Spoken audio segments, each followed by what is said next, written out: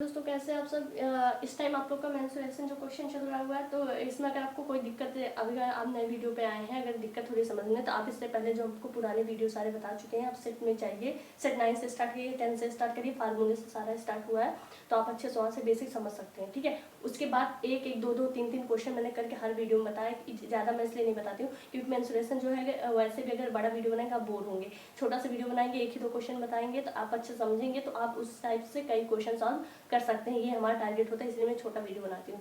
तो आप लोग ध्यान से देखिए, यहाँ ये वाला जो क्वेश्चन है, एसएससी में जैसे जो भी क्वेश्चन पूछे जाते हैं, तो हमें पास टाइम कम रहता है, तो ऐसे क्वेश्चन सॉल्व करने के लिए अगर मेंस्ट्रुएशन का अगर आपको ग्राफ या फिगर आपको बनाना फिगर बनाने आ रहा है, ड्रा करने आ रहा है, तभी आप उसके क्वेश्चन को सॉल्व कर सकते हैं।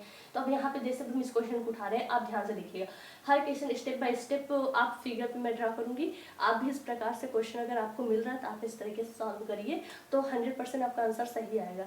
तो यहाँ पे ध्यान से देखिए, त्रिभुज ABC, सबसे पहले बात जो क्वेश्चन पहले पढ़ेंगे, त्रिभुज ABC के आधार पे BC के समांतर एक सरल रेखा उस त्रिभुज की AB तथा AC भुजाओं को क्रमशः D तथा E बिंदुओं पर काटती है। तदनुसार यदि त्रिभुज ABE का क्षेत्रफल 36 वर्ग सेंटीमीटर हो, ठीक है, इतना ध्यान दीजिएगा।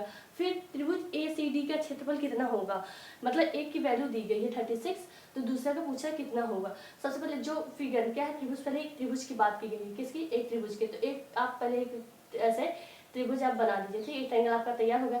उसके बाद BC की समांतर रेखा BC, ये आपका B हो गया, ये आपका C हो गया। सरल रेखा उस त्रिभुज की AB तथा AC समांतर रेखा, एक ये किसके, AB के, A के समांतर AB AC रेखा को क्रमशः D तथा E बिंदुओं पर काटती है। D तथा E मतलब कि B जो बिंदु है वो E पर काट रही है, और C बिंदु आपका किस पर काट रहा है, D पर। इतना आपको क्लियर हो गया, और ये यहाँ पे आप आपस में जाके आप मिला सकते हैं। तो अब यहाँ पे ध्यान से देखिए, ये तो आपका D हो गया, आपको क्लियर दिख रहा होगा, ये D हो गया, ठीक है। क्वेश्चन के अकॉर्डिंग मैंने फिगर को ड्रा कर दिया है। अब हम क्वेश्चन को सॉल्व करेंगे। काटती है, दरअसल यदि त्रिभुज ABE मतलब कि ये जो वैल्यू आपको दी गई है वो कितना दी गई है, 36 वर्ग सेंटीमीटर। ABE मिला कितना, 36 वर्ग सेंटीमीटर। तो पूछा किसका जा रहा है, यहाँ पे देखिए ACD मतलब इसकी वैल्यू पूछ, देखिए आप ACD की वैल्यू पूछी जाए, अगर आप यहाँ पे ध्यान से देखिए, अगर इसकी वैल्यू 36 सेंटीमीटर है, अगर इतने की वैल्यू 36 सेंटीमीटर, इसकी वैल्यू तो वही तो होगी, जो पैमाना इधर दिखाया जाए वही पैमाना इधर भी तो आएगा, तो ये भी 36 होगा। लेकिन हम आपको सॉल्व करके दिखाएंगे कैसे 36 सेंटीमीटर होता है। आपको आंसर समझिए, पता चल गया 36 सेंटीमीटर ही होगा, आंसर हमको मिल चुका है। लेकिन इसका हम सॉल्व करके देखेंगे। पहले हम त्रिभुज की बात करते हैं। त्रिभुज अगर यहाँ पे आप ध्यान से देखिए, इसमें BD और E की बात यहाँ पे करेंगे, BD C की बात करेंगे। त्रिभुज BDC, यहाँ देखिए त्रिभुज BDC, इस त्रिभुज की हम बात कर रहे हैं। तो इस त्रिभुज की बात, अब इस त्रिभुज को, अगर ये त्रिभुज BDC, तो ये किसके इक्वल होगा, इसके इक्वल होगा। तो यहाँ पे लिख सकते हैं त्रिभुज, यहाँ पे त्रिभुज BEC, ये त्रिभुज BDC हो गया, तो BEC, ठीक है। ये वाले त्रिभुज की बात हो गई, इस वाले त्रिभुज की बात हो गई। अब आप ध्यान से देखिए, अब हम यहाँ पे बात करेंगे त्रिभुज ABC, इस त्रिभुज की बात कर रहे हैं, ABC, इतना पे आप ध्यान दीजिए, माइनस करेंगे। यहाँ पे ध्यान से देखिए ABC, इसका आधा करिए, इस त्रिभुज का आधा कितना हो जाएगा, माइनस। तो यहाँ पे त्रिभुज DBC, D ये है B आपका, ठीक है, DBC, इतना ध्यान दीजिएगा, ठीक है, DBC, ये त्रिभुज आपका पूरा हुआ ABC। तो इस त्रिभुज का आधा लेते हैं, DBC को माइनस कर रहे हैं, ठीक है, इसका आधा तो करेंगे तो क्या लिखेंगे यहाँ पे, माइनस। इतना आपको क्लियर हो गया। अब आप यहाँ पे ध्यान से देखिए, इक्वल ABC, ये भी ध्यान दीजिएगा, माइनस, और किसके यहाँ पे इक्वल है, त्रिभुज ABC माइनस त्रिभुज किसका होगा, BCE,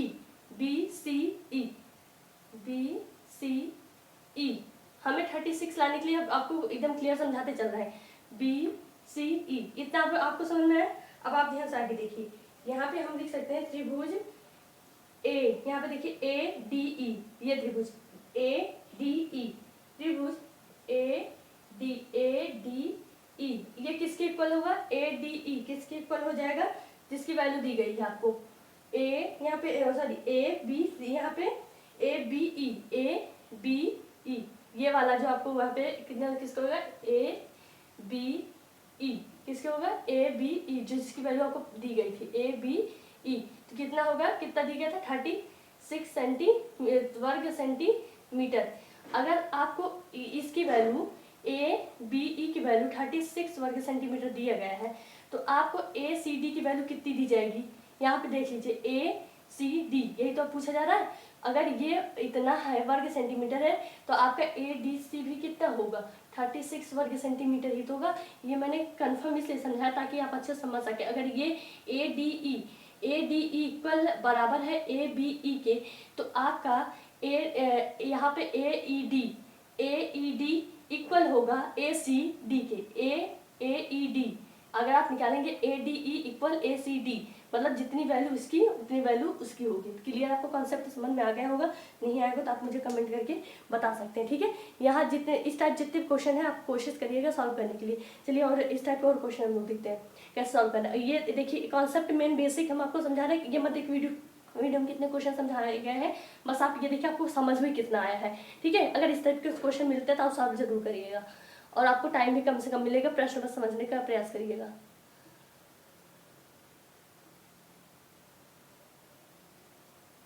यहाँ पे क्वेश्चन ध्यान से देखिए, ओ केंद्र वाले एक वृत्त की दो जीवाएं हैं। बात पहले क्वेश्चन को समझने का प्रयास करिएगा, उसके बाद हम सॉल्व करते हैं, ठीक है।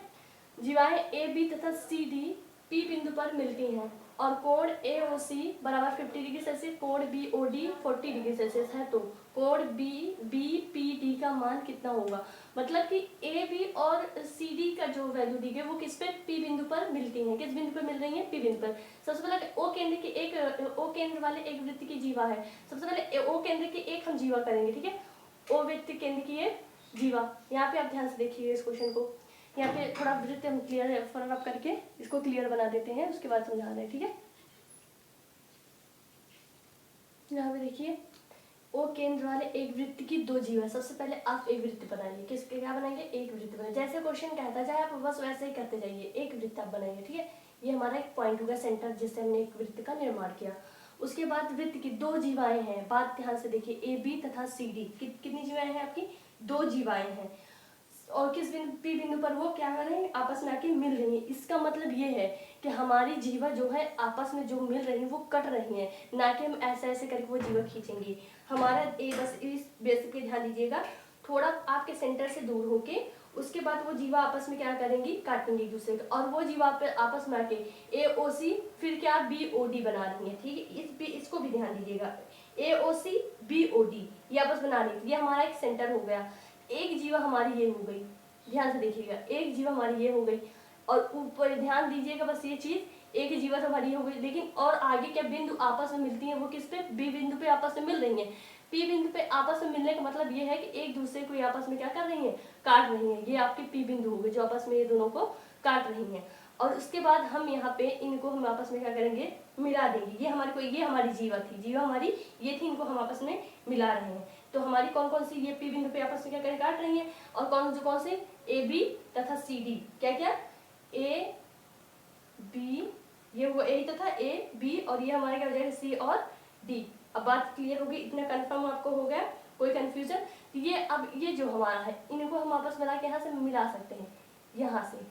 बात समझ में आ गई? ये आपस में इनको लाके मिला सकते हैं। और यहाँ से अगर देखिए तो यहाँ से ये क्या कर रही है? त्रिभुज का निर्माण भी कर रही है। जो जहाँ से मिला मैच हो रहा आप मिला दीजिए, यहाँ से एक त्रिभुज का ये निर्माण करनी है। बस ये तो हमने फिगर इसलिए ड्रॉ किया, ड्रॉ तो करना था। ये मैंने जो मैच किया मतलब आपको कंफर्म क्लियर ताकि कॉन्सेप्ट समझ में आ जाए। मैंने कुछ नया नहीं किया, क्वेश्चन के अकॉर्डिंग ही सब कुछ किया हुआ है, ठीक है। अब आप ध्यान से देखिए, हमें वैल्यू फाइंड किसके करनी? BPD।